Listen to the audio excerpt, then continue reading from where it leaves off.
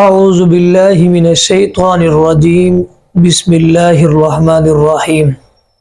سبق نمبر 22، آیات نمبر 30 تا 34۔ سب سے پہلے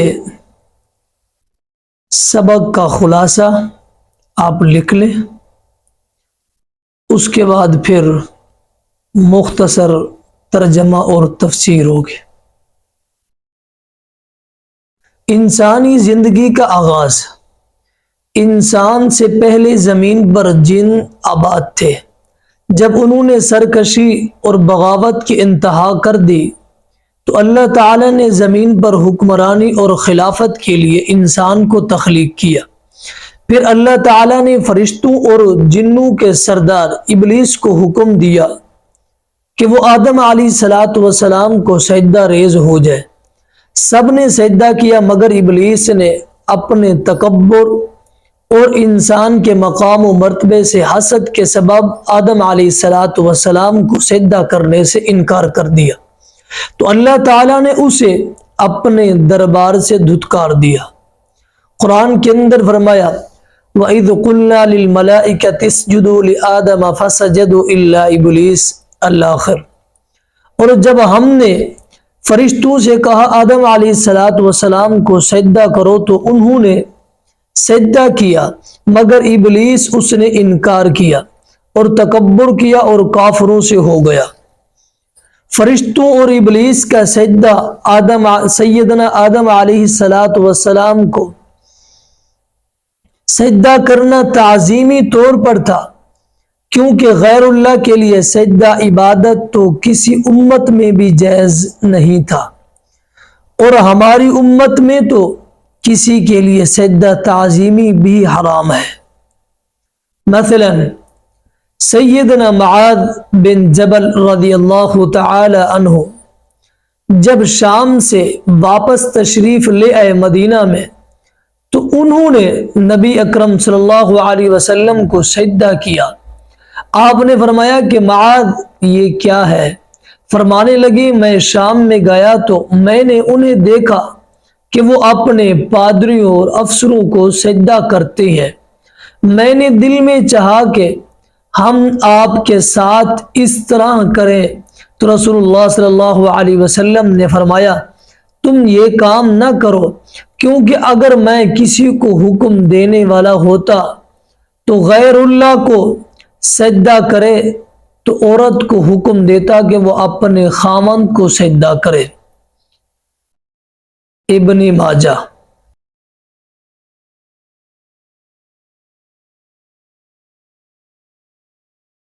اب آیات نمبر 30 کا ترجمہ اور اس کی تفسیر مختصر۔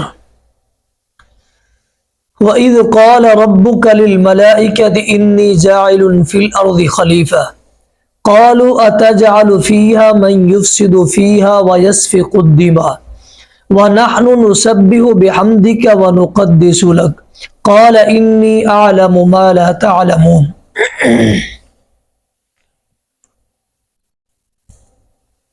اور جب تیرے رب نے فرشتوں سے کہا بے شک میں زمین میں ایک جانشین بنانے والا ہوں، انہوں نے کہا کیا تو اس میں سے اس کو بنائے گا جو اس میں فساد کرے گا اور بہت سے خون بہے گا؟ ہم تیری تعریف کے ساتھ ہر عیب سے پاک ہونا بیان کرتے ہیں اور تیری پاکیزگی بیان کرتے ہیں۔ فرمایا بے شک میں جانتا ہوں جو تم نہیں جانتے۔ اب اس آیات کا خلاصہ اب سمجھیں، تفسیر۔ آیات نمبر 30، ان آیات سے معلوم ہوا کہ فرشتے ایک الگ مخلوق ہے اور وہ انسان کی پیدائش سے پہلے موجود تھے۔ رسول اللہ صلی اللہ علیہ وسلم نے ایمان کی تعریف میں اللہ پر ایمان کے بعد فرشتوں پر ایمان کا ذکر فرمایا۔ صحیح البخاری۔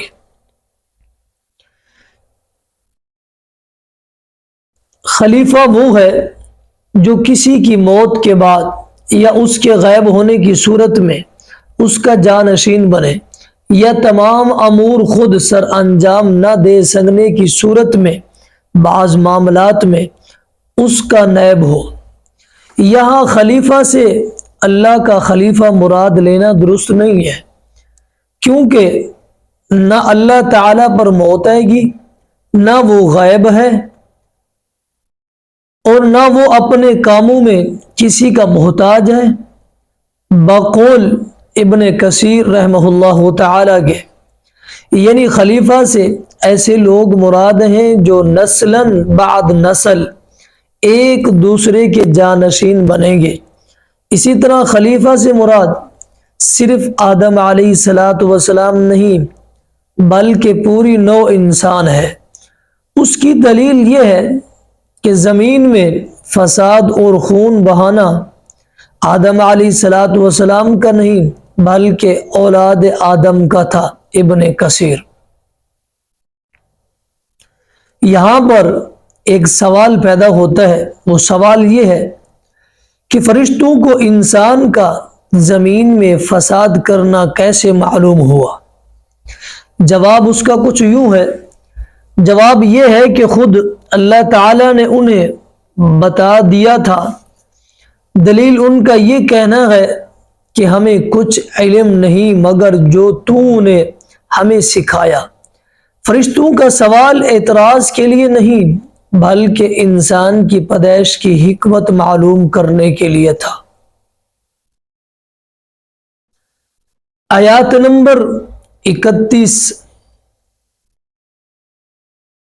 وَعَلَّمَ آدَمَ الْأَسْمَاءَ كُلَّهَا ثُمَّ عَرَضَهُمْ عَلَى الْمَلَائِكَةِ فَقَالَ أَنْبِئُونِي بِأَسْمَاءِ هَؤُلَاءِ إِن كُنتُمْ صَادِقِينَ۔ آیات نمبر 32، قَالُوا سُبْحَانَكَ لَا عِلْمَ لَنَا إِلَّا مَا عَلَّمْتَنَا إِنَّكَ أَنْتَ الْعَلِيمُ الْحَكِيمُ۔ آیات نمبر 33، قال يا آدم أنبئهم بأسمائهم فلما أنبأهم بأسمائهم قال ألم أقل لكم إني أعلم غيب السماوات والأرض وأعلم ما تبدون وما كنتم تكتمون۔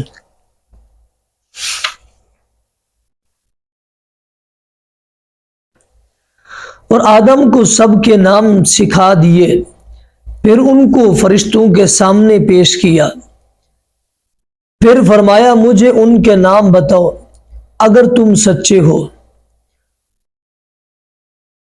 آیات نمبر 32، انہوں نے کہا پاک ہے تو ہمیں کچھ علم نہیں مگر جو تو نے ہمیں سکھایا، بے شک تو ہی سب کچھ جاننے والا کمال حکمت والا ہے۔ آیات نمبر 33، فرمایا اے آدم انہیں ان کے نام بتا۔ تو جب اس نے انہیں ان کے نام بتا دیے، فرمایا کہ میں نے تم سے نہیں کہا تھا، بے شک میں ہی آسمانوں اور زمین کی پوشیدہ چیزیں جانتا ہوں اور جانتا ہوں جو کچھ تم ظاہر کرتے ہو اور جو تم چھپاتے ہو۔ تفسیر مختصر، کسی پر ایک مثال بیان کی گئی ہے تفسیر سمجھانے کے لیے۔ کسی ورکشاپ کی ذمہ داری سپرد کرتے وقت یہ دیکھا جاتا ہے کہ اس کے اوزاروں کا علم کون رکھتا ہے۔ ظاہر ہے کہ انہیں وہی استعمال کر سکتا ہے جو کم از کم ان کا نام جانتا ہو۔ اللہ تعالیٰ نے زمین کی اشیاء کے نام آدم علیہ الصلاۃ والسلام کو سکھائے، فرشتوں پر واضح کیے کہ زمین کی خلافت کے لیے صرف تسبیح و تقدیس کافی نہیں بلکہ علم اسماء بھی ضروری ہے جو آدم علیہ الصلاۃ والسلام کو عطا کیے گئے، فرشتوں کو نہیں۔ رہی بات یہ کہ فرشتوں کو یہ علم کیوں نہیں دیا گیا، انہیں زمین کی خلافت کیوں نہیں سونپی گئی، اس کی حکمت اللہ تعالی ہی بہتر جانتا ہے۔ فرمایا کہ انی اعلم ما لا تعلمون، بے شک میں جانتا ہوں جو تم نہیں جانتے۔ اس سے معلوم ہوا کہ فرشتوں کا علم جزوی ہے اور مقرب ہونے کے باوجود بھی فرشتے علم غیب نہیں رکھتے،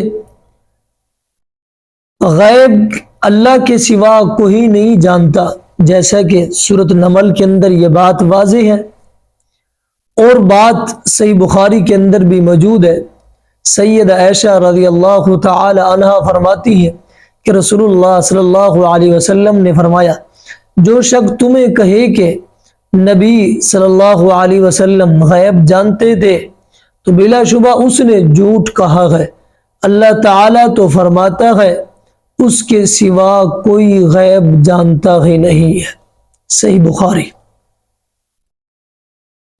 آیات نمبر 34 اور آخری آیات آج کے سبق کی، اللہ رب العالمین نے فرمایا کہ وَإِذْ قُلْنَا لِلْمَلَائِكَةِ اسْجُدُوا لِآدَمَ فَسَجَدُوا إِلَّا إِبْلِيسَ أَبَى وَاسْتَكْبَرَ وَكَانَ مِنَ الْكَافِرِينَ۔ اور جب ہم نے فرشتوں سے کہا آدم کو سجدہ کرو تو انہوں نے سجدہ کیا مگر ابلیس اس نے انکار کیا اور تکبر کیا اور کافروں سے ہو گیا۔ اس آیات کا مختصر تعارف اب کچھ یوں سمجھے، اس کے اندر مرکزی دو باتوں کو واضح کیا گیا ہے جو کہ بڑی اہمیت کی حامل ہیں۔ پہلی بات یہ ہے کہ آدم علیہ السلام کی پہلی فضیلت علم ظاہر فرمائی ہے۔ اب یہ دوسرا شرف ہے کہ فرشتوں کو ان کے سامنے سجدے کرنے کا حکم دیا۔ یہ صرف آداب بجا لانا یا تابع ہونا نہیں تھا بلکہ زمین پر پیشانی رکھنا تھا، کیونکہ سجدے کا حقیقی معنی ہی یہی ہے۔ یہ عبادت کا سجدہ نہیں تھا، کیونکہ غیر اللہ کی عبادت تو شرک ہے جس کی اجازت کسی بھی امت میں نہیں تھی۔ پھر اللہ تعالی فرشتوں کو شرک کا حکم کیسے دے سکتا تھا؟ بلکہ یہ تعظیم کا سجدہ تھا جو پہلی امتوں میں جائز تھا، ہماری امت میں حرام ہے۔ مثلا اس کی مثال آپ یوں سمجھے، جیسا کہ پہلی امتوں میں بہن سے نکاح جائز تھا اب حرام ہے۔ اور اسی طرح ایک واضح حدیث بھی ہے جو کہ ابن ماجہ کے اندر موجود ہے، سیدنا عبداللہ بن ابی اوف رضی اللہ تعالی عنہ بیان کرتے ہیں کہ سیدنا معاذ بن جبل رضی اللہ تعالی عنہ جب شام سے واپس آئے تو انہوں نے نبی اکرم صلی اللہ علیہ وسلم کو سجدہ کیا۔ آپ صلی اللہ علیہ وسلم نے فرمایا، معاذ یہ کیا ہے؟ کہا کہ میں شام گیا تو میں نے انہیں دیکھا کہ وہ اپنے پادریوں افسروں کو سجدہ کرتے تھے۔ میں نے دل میں چاہا، میری محبت جوش میں آئی، ہم آپ کے ساتھ اس طرح کریں تو رسول اللہ صلی اللہ علیہ وسلم نے فرمایا، تم یہ کام نہ کرو، کیونکہ اگر میں کسی کو حکم دینے والا ہوتا تو وہ غیر اللہ کو سجدہ کرے تو عورت کو حکم دیتا کہ وہ اپنے خاوند کو سجدہ کرے، زیادہ حق اسی کا ہے۔ ابن ماجہ۔ مگر افسوس کہ جہل صوفی اور عوام جب پیروں کے پاس حاضری دیتے ہیں تو انہیں سجدہ کرتے ہیں اور وہ بھی اس پر خاموش رہ کر ان کی حوصلہ افزائی کرتے ہیں۔ یہ پہلی بات تھی۔ دوسری بات یہ ہے جو بڑی اہمیت کی حامل ہے، ابلیس فرشتہ نہیں تھا بلکہ جنوں میں سے تھا۔ دیکھیے اس بات کی وضاحت کے لیے سورۃ الکہف آیات نمبر 50۔ یہاں فرشتوں کو سجدہ کا حکم دینے کا یہ مطلب نہیں ہے کہ ابلیس فرشتہ تھا یا یہ کہ اسے حکم ہی نہ تھا، بلکہ یہاں بات مختصر بیان ہوئی ہے۔ سورۃ الاعراف میں تفصیل کے ساتھ اللہ رب العالمین نے اس کی وضاحت فرمائی ہے۔ اللہ تعالیٰ نے فرشتوں کے علاوہ ابلیس کو خاص طور پر سجدے کا حکم دیا تھا۔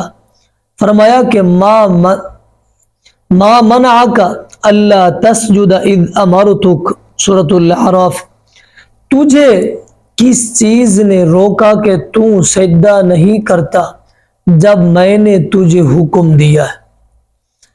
ابلیس کے انکار کا باعث اس کا کبر تھا، تکبر تھا، انا تھی، جو کہ صحیح مسلم کے اندر اس کی وضاحت کی گئی ہے۔